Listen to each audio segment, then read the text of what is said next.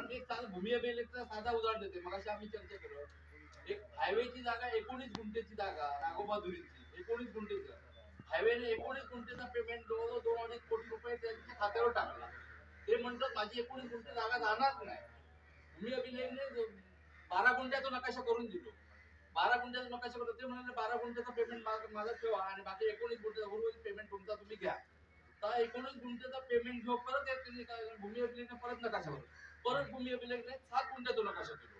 म्हणजे 2-3 वेळा नकाशा बदलीत गेले ते आणि त्याच्यामुळे आजही सरकारचे पैसे त्या राघोबाधुरींच्या खात्यात पडत असत आणि ते राघोबाधुरी भांडतं की माका जे पूर्वीचा नकाशा झालेला होता त्या नकाशाप्रमाणेच माझा पेमेंट उर्वरित पेमेंट तुमचा घ्या.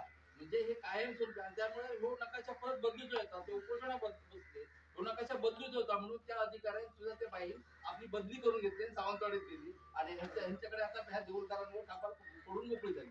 त्यामुळे भूमी अभिलेख तो कारभार हो एकदम बोगस होता. हा अशा प्रकारची ते जमीन दोनदा मापू घेतो जर त्यांच्या जागा नाही मिळाल्या तर वाटत नीस लावून मोकळे काय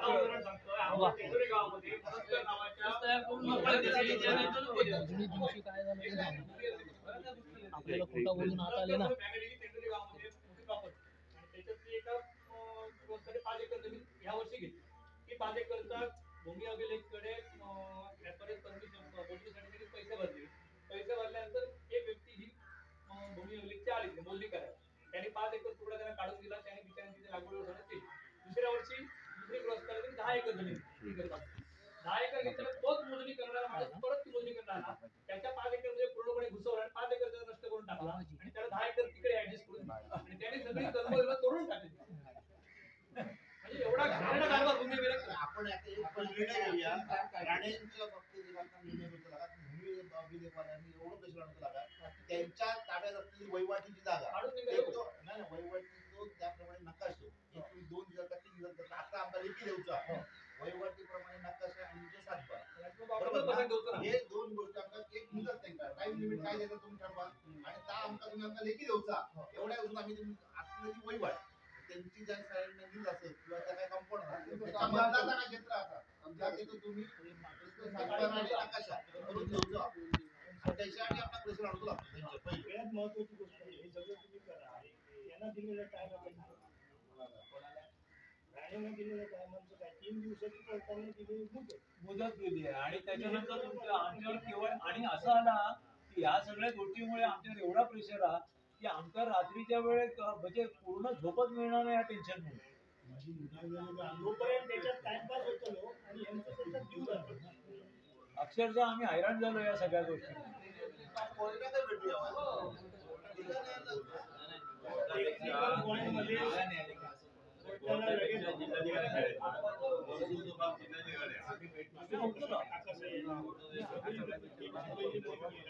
नाही बाबा रस्त्याविषयी पण सांगायचं रस्ता हे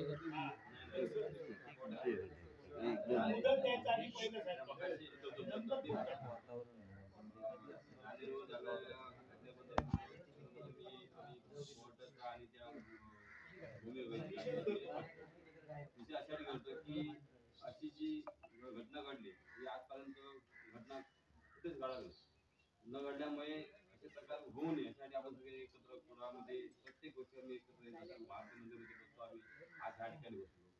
परंतु अशी घटना घडू नये. ज्यावेळी आम्ही फोटो बघितल्यानंतर आम्हाला असं वाटतं की अरे बापरे म्हणजे ह्या काय या म्हणजे नक्की पोलीस प्रोटेक्शन कोणत्यासाठी या ठेकेदारासाठी असा की ती इमारत पूर्ण करण्यासाठी या. कारण सर्वसामान्यांनी समजा पोलीस प्रोटेक्शन मागितला तर त्याला 1 दिवसा किंवा 2 दिवसा मिळतात त्यामुळे पैसे भरून मिळतात. बिल्डिंग इमारत पूर्ण होईपर्यंत महिनोभर समजा पोलीस प्रोटेक्शन मिळत असतात 3 वर्ष किती आहात त्या एवढे महिने जर समजा त्यांना मिळत असतात सर्वसामान्य काय मिळतात सर्वसामान्य काय मिळत नाही. त्याच्यासाठी आपण आवाज उठवणं गरजेचं आहे.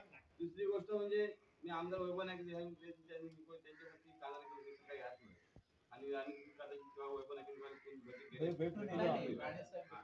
त्यावेळी वैभव नाईक सुद्धा आमदारांनी बीएमसीला सुद्धा कळवलेला की जोपर्यंत अनेक पैसे जोपर्यंत मिळत नाही तोपर्यंत तुम्ही काम थांबवा आणि तोपर्यंत प्रकल्प मिटला त्यानंतर तुम्ही काय करा थांबताना काय तोपर्यंत का थांबताना काय नाही ऐकून घ्या.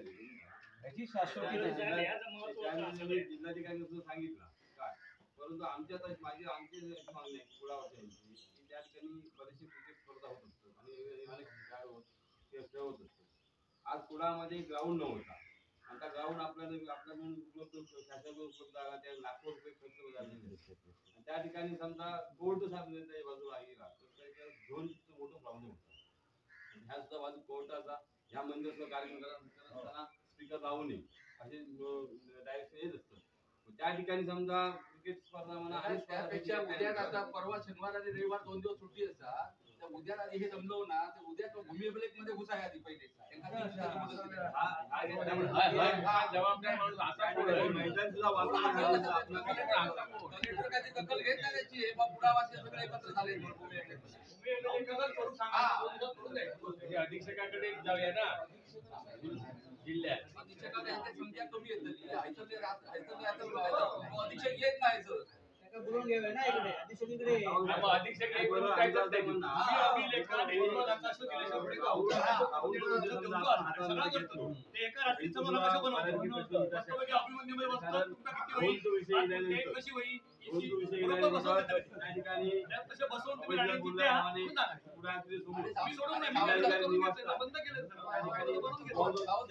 जागा सुद्धा एक्वायरेशन कोणी केली कोर्टान करून नाही शासनाने केली बाकी सर्व पक्षीय जो काय राजकीय दबाव असा ना तो शासनाकडे राजकीय दबाव वापरा आणि आता उद्या सगळ्यांनी आपण भूमी आपल्याकडे सर्व हे जमले असते सगळे जाऊया ना तिकडे आणि त्यांच्या दबाव द्या अधीक्षका गाडी आणा आणि इकडे काय तो आमचा निर्णय द्या तो पण आम्ही जाऊन आणि बंगे साहेब ते केव्हा हवे तेव्हा नकाशा रद्द करू शकतो अशी त्यांची तुम्ही सांगितलं ऐकून घ्या हायवे कसालमध्ये जना प्रभू आपले बाजू त्यांची 17 गुंठे जागा होती आणि ज्यावेळी हायवे ऍक्वायरेशन केल्यानंतर त्यांची 7-12 एने प्लॉट 17 गुंठे हायवे केल्यानंतर त्यांची नकाशामध्ये 10 गुंठे जागा ते अजून 17 गुंठे पैसे होते 7 गुंठेची जागा दाखवू नये असे भूमिविषयक प्रकार चालू होते. सकाळी 11 वाजता याच्यावर आधी कोणाचा